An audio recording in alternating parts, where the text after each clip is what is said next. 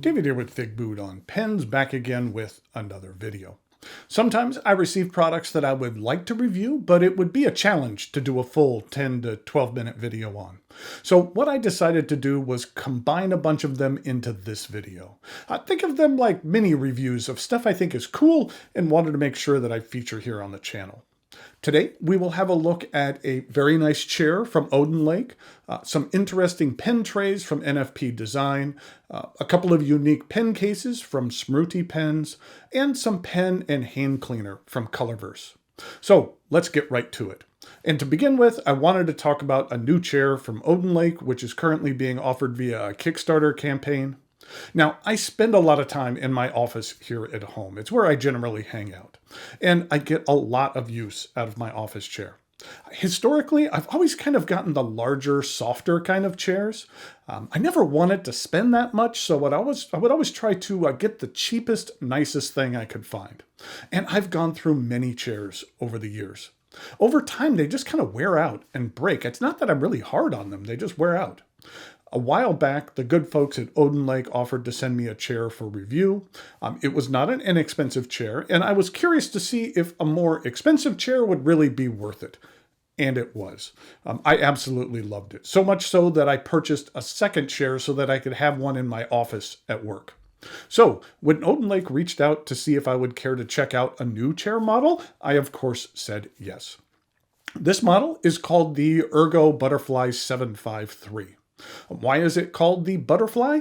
It'll become obvious here in just a bit. It's very easy to assemble. There's only like 4 screws.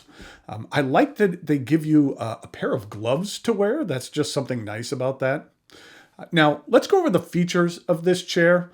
It has a unique butterfly-shaped backrest that helps it contour to the shape of your back. There is a lower lumbar support as well. The lumbar support is a bit pronounced. It's a bit more stationary as opposed to my other OdinLake chair where the support is a bit springier. If you like firm lumbar support, then this will work well for you. The height of the backrest is easily adjustable as well. The height of the headrest is adjustable as well as the rotation. An improvement from the previous model is that there's a tension screw that will hold the headrest at your desired height. On my other chair, while you can adjust the height, there was nothing in place keeping it from moving. So if you happen to push down on it inadvertently while you're moving your chair around, then you'd have to readjust it. So I feel adding that screw was a good idea. And in regard to the height and tilt adjustments, they've incorporated those controls into the armrest, kind of like bicycle brakes. I find it easier to use than reaching around to the bottom of the seat and kind of fumbling around for the correct lever. There are times I like to recline a bit in the chair, and it makes it really simple to do that. The armrest can adjust in height, width, and rotation, and I like that it takes a bit of effort to change the width and rotation adjustments.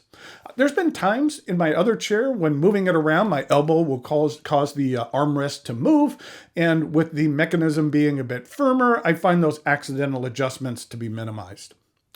You can also adjust the seat forward and back to fine-tune the chair for your individual comfort. This chair has a solid aluminum frame, real quality materials. It even comes with a 7-year warranty, which is pretty cool. I've never had an office chair that's lasted 7 years before. One thing I learned on my previous chair, I had these really nice caster wheels I had purchased for a couple of my previous chairs. I purchased a new set for my other OdinLake chair and discovered that they're not compatible. So aftermarket wheels might not work with this chair. While I loved the caster wheels, on the positive side, I haven't experienced any issues with the stock wheels, so it hasn't been a problem. Another thing is that this new chair has a coat rack, and I like this a lot. I typically have a light jacket or hoodie or something like that I keep in my office, and I'm usually draping it over the headrest. This provides a great place to keep it. And even when you are fully reclined, I don't find my jacket hitting the floor. So I found this new feature to be very useful. As an add-on to the Kickstarter campaign, you can get a footrest. This is what it looks like on my previous chair. I strongly recommend it. It's one of my favorite features on my original chair. When I was sent this sample, they were out of stock of the footrest, but I've subsequently actually purchased one on my own to add to this new butterfly model. On Kickstarter, the super early bird pricing for this chair is $649, and that includes a free footrest, which is like a $90 value. So that's pretty nice. Like I said up top, I have gone through lots of chairs. I'm not rough on them, I just use them a lot and they wear out.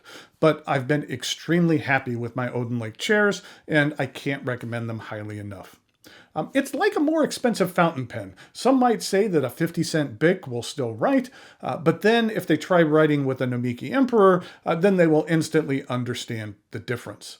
I am through buying inexpensive chairs, but I don't think that I'll even need to think about it for quite some time because I feel these OdinLake chairs will last for a very long time. I'll put a link in the notes below where you can check out the Kickstarter campaign. Okay, we have 3 more products to check out, and in order to do so, please join me over here at camera 2. Now, when I'm doing my reviews, I used to have pens just strewn about just outside of camera range. This is a very small rolling desk that I shoot at here, and so I was always at the risk of something rolling away and falling on the floor. So a few years ago, I started using some pen trays, and I found them very helpful. The good folks at NFP Design happened to send me over a couple, and I think they're pretty neat as well as very reasonably priced. The first one here will hold 6 pens, and then this one here will hold 12. They utilize the same design. This one here is just a bit larger. So for the sake of keeping everything within the frame, let's go ahead and focus on this 6-pen one to start. Let's actually zoom a little bit closer in. Let's get this into frame a little bit further back. There we go. The tray is made from walnut, and you can see on the bottom we have a hole, and that's basically to remove what they call the pen table, and you actually purchase these separately. The tables like this are available in 8 different colors. What's nice about these tables is that if you wanted to use them, you could just use them on their own without the tray. They are rather thick. I think that might be walnut again in there, and it's coated in a nice soft fabric. There's a multitude of colors, and then everything just slides very easily into the tray if you choose to use them together. Now, I showed you here previously, this is barely fitting, but on this design, you can see that there's actually just 2 holes. And this is basically just double, so it's the very same sizes. Let me go this way. The very same sizes that fit in here. You can see these are some really nice kind of earth tones. And I thought that the orange and green looked well together. I like that these trays feel very solid, but they're not overly heavy. In regard to how pens fit, here is the largest pen in my collection, a Danny Trio Genkai, and it fits in here with plenty of room to spare. Then we have a Namiki Emperor, and one thing I like is that even though these are 2 very large pens, that they do not hit each other when they're sitting in here. There's still a tiny bit of space between those, which I like. Then here it is with a Visconti Homo Sapien. Then there is a Pilot Custom 823.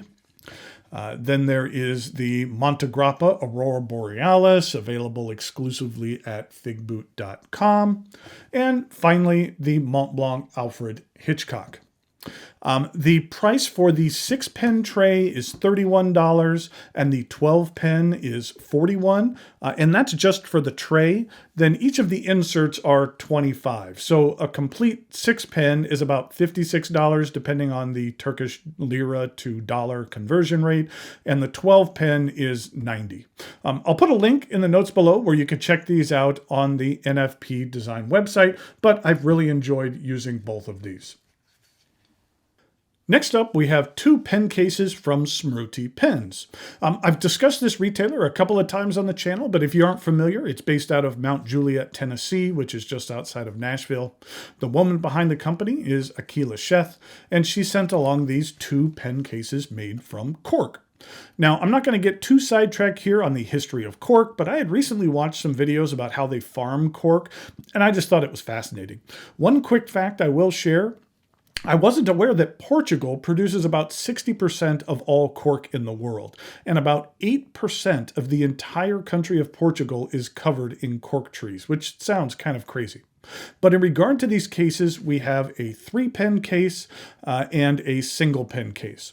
And the thing that struck me right away about these was how soft they are. There's just a bit of warmth to this natural material as well. On the front, we have the Smruti Pens logo. Smruti is a Sanskrit word meaning memory or remembrance. The zipper operates smoothly. And as you can see in here, there is room for 1 pen. Now, I'm not quite sure of the functional purpose of this middle elastic piece.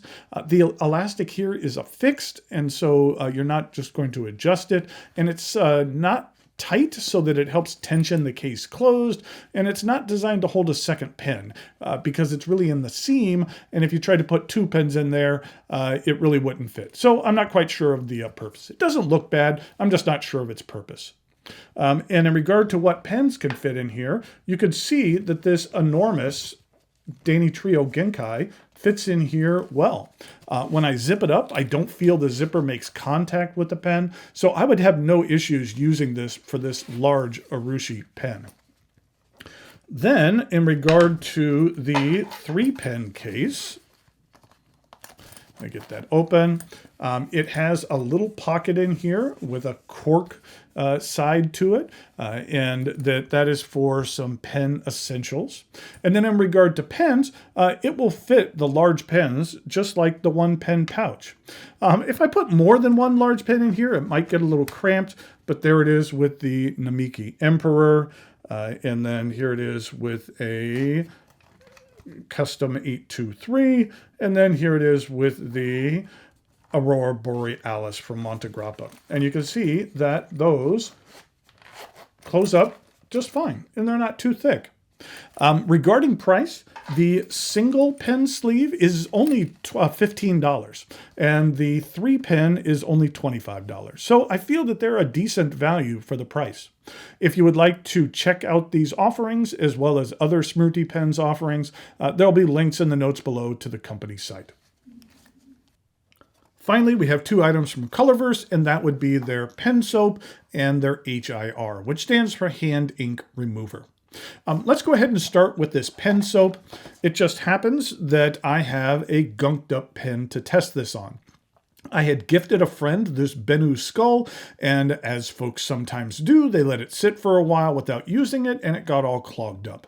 I thought this would be a good pen to test this soap on and determine if it's better than what I typically clean with, which is just warm water in a bulb syringe, and for tougher cleaning, I'll use an ultrasonic machine. I will say I almost made a mistake. I read through the instructions here on the back of the package, and it didn't mention anything about diluting the soap, but then here on the side, it shows you that for standard cleaning, you should dilute it in a 1:4 ratio with water, but for heavy cleaning, you should use the raw undiluted juice. Maybe they could have mentioned that in the instructions, that you should refer to the side for further instructions. This is what is included in the package. Here is the pen soap, and then here is the tube that then you would use to put the ink as well as the water in here. So let's take a look at me cleaning this pen. What I decided to do was go with a 50-50 mixture with enough here to be able to submerge the nib. You then empty the ink from the pen and rinse it with water, and then fill and expel the pen soap 4 to 5 times. Then you leave the pen filled with the soap for 5 minutes. And then after that, you cycle through with some warm water until the water remains clear. Next up, we have the Hand Ink Remover, or HIR, and I thought that I would put this to the ultimate test, and that would be with some rather infamous ink, which would be Noodler's Bay State Blue. Now, what I'm going to do here is, this might not be the most advisable thing, but we'll see how this goes. First of all, I'm going to open this ink, and you have to be very careful when you open a Noodler's bottle because they are generally filled to the very top. I was just going to stick my finger in here, but then I realized it would displace the ink and then spill it on the side. So let's see how much I can get on here without displacing it. I was going to get more. Can I get it kind of on the side?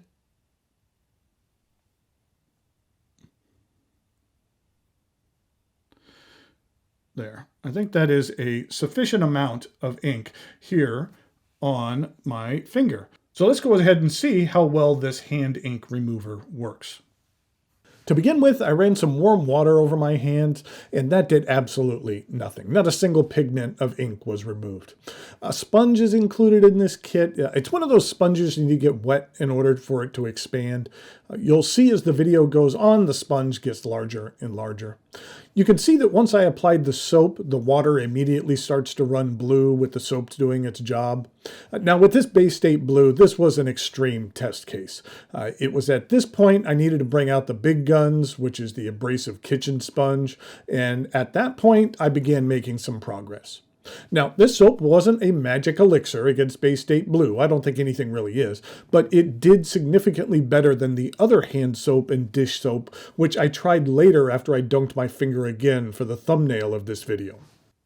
So the end result with this pen soap was actually pretty impressive because this was rather gunked up and that I was flushing it through with some water and it wasn't quite getting there. But then once I soaked it in the pen soap for that 5 minutes, then it just cleaned right up. And when I used that bulb syringe, it was pretty much cleaned. So the pen soap is something that I felt worked very, very well. Okay, how about the hand ink remover, and could it beat Bay State Blue?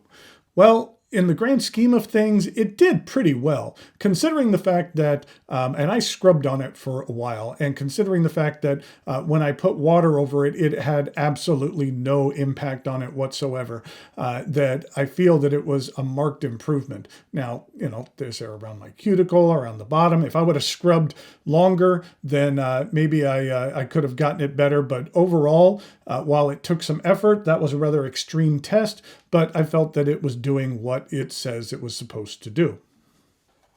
Now, both of these products are available at a wide variety of retailers. The hand soap sells for $25 and the pen soap is $20. So there was a look at 4 different items, each of which I felt was worthwhile. Let me know what you think about this format, and if folks like it, then maybe I'll do something again like this when I have a number of products like this that are more appropriate for shorter reviews. Until next time, thanks for watching, and I'll talk to you later.